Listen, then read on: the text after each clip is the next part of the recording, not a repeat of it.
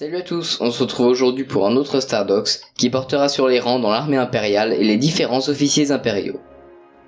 Les officiers au sein de l'Empire possédaient des plaques d'insignes afin de pouvoir identifier leur rang plus rapidement. Le rang le plus bas était celui d'enseigne. Ensuite venaient les sous-lieutenants, puis les lieutenants, comme Cassido, à bord du destroyer Intimidator en orbite autour de Scarif. Il mourut durant la bataille après la manœuvre de l'amiral Radius avec une corvette Hammerhead. Au sein de la flotte, le rang supérieur était celui de capitaine, alors que dans l'armée terrestre, ce rang était celui de commandant. Ces deux grades étaient représentés par la même plaque d'insigne. Parmi eux, on peut compter Cumberlane Aresco et Miles Grint, tous deux en service sur Lothal, qui furent tués par le Grand Inquisiteur car ils étaient trop incompétents. Brunson commandait un croiseur Arquitens sur Geonosis. Chef Corsin fut aux commandes du Devastator pendant un temps. Lord Nida commandait le destroyer Vengeur. Il fut tué par Dark Vador pour avoir perdu la trace du Faucon Millennium. Slevin fut tué à bord de son destroyer par l'explosion d'un cristal Kyber géant provoqué par un groupe de rebelles. Cianari commandait le destroyer Inflictor. Elle fut capturée par des soldats néo-républicains pendant la bataille de Jakku. Peleon se trouvait dans la 7ème flotte du Grand Amiral Thrawn. Dans le Légende, Peleon commandait le destroyer Chimera et était l'adjoint de Thrawn. Vult Skerris pilotait un prototype de TIE Defender.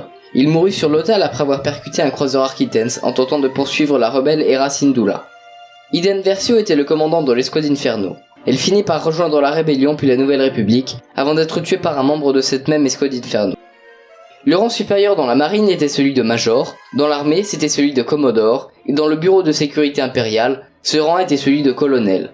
Wolf Yularen était un ancien amiral de la flotte républicaine, sous l'Empire il devint colonel dans le BSI. Il mourut lors de l'explosion de l'étoile de la mort durant la bataille de Yavin. Les rangs maximaux dans l'armée impériale étaient ceux de général et de grand général. Morad Minbast était en service à bord de l'étoile de la mort, et il mourut avec la destruction de la station. Maximilian Vers pilotait un TBTT et était reconnu par Vador. Cassio Tag était également en service à bord de l'étoile de la mort, mais il quitta la station avant sa destruction. Il fut cependant tué par Vador après un échec. Sotorus Ramda était en service sur Scarif. Il fut tué lors de la destruction de la planète par l'étoile de la mort. Le rang supérieur dans la flotte était celui de vice-amiral. Dodd Rancid fit alliance avec une cellule rebelle afin de progresser dans la hiérarchie impériale, mais il fut démasqué par Vador, qui ordonna son exécution. Ensuite venaient les amiraux. Kendall Ozzel servait à bord de l'Executor. Il fut tué par Vador parce qu'il était aussi maladroit que stupide. Firmus Piet était également en service à bord de l'Executor. Après la mort d'Ozzel, il fut promu amiral et le remplaça. Il fut tué lors de la bataille d'Endor à cause du sacrifice d'un chasseur rebelle. Brom Titus était en service dans l'un des premiers croiseurs interdictors. Après avoir perdu son vaisseau, il fut rétrogradé au rang de commandant. Il mourut après un raid rebelle sur Jalindi. Gorin était aux commandes du destroyer Intimidator sur Scarif. Il mourut après la destruction de son vaisseau par l'amiral Radius. Garrick Versio commandait le destroyer Eviscerateur. Il mourut à cause du crash de son vaisseau lors de la bataille de Jakku.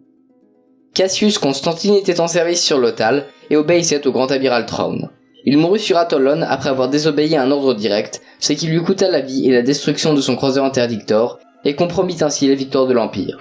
Conan Motti était en service dans l'étoile de la mort. Il mourut avec la destruction de la station. Le rang de directeur était plus spécifique, mais il était représenté par la même plaque d'insigne que les amiraux. Orson Krennic dirigeait le projet Étoile de la Mort. Il mourut sur Scarif avec la destruction de la planète par l'arme qu'il avait créée. Le rang d'amiral de la flotte équivalait au titre de dirigeant de l'Empire après la bataille d'Endor. Gallius Rax revendiqua ce titre. Il mourut sur Jakku en tentant de détruire la planète. Enfin, le rang de grand amiral surpassait tous les autres dans la flotte impériale. Rey Sloane se promut elle-même à ce rang après la mort de l'empereur et dirigea les restes de l'Empire jusqu'à l'arrivée de Gallius Rax. Vous l'attendiez tous, Mithrawn Riodo ou Thrawn était la personne la plus compétente de tout l'Empire. Il remporta de nombreuses victoires contre les rebelles avant d'être vaincu sur Lothal. Les gouverneurs régionaux dirigeaient des secteurs de la galaxie. Le rang de Moff octroyait un commandement raisonnable. Reit était en service à bord du Dauntless sur fond d'or.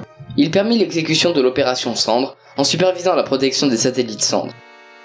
Le rang de Grand Moff était un rang exclusif créé par l'empereur pour le gouverneur Willuf Tarkin. Tarkin mourut avec la destruction de l'étoile de la mort. Avec la mort de l'empereur sur Endor, Rand revendiqua ce titre. Pendant la bataille de Jakku, il était à bord du Ravager. Il s'échappa à bord d'une capsule de sauvetage après avoir réalisé que la bataille était perdue. Et voilà, c'est la fin de ce Stardox. On se retrouvera plus tard pour une nouvelle vidéo, alors au revoir et que la force soit avec vous.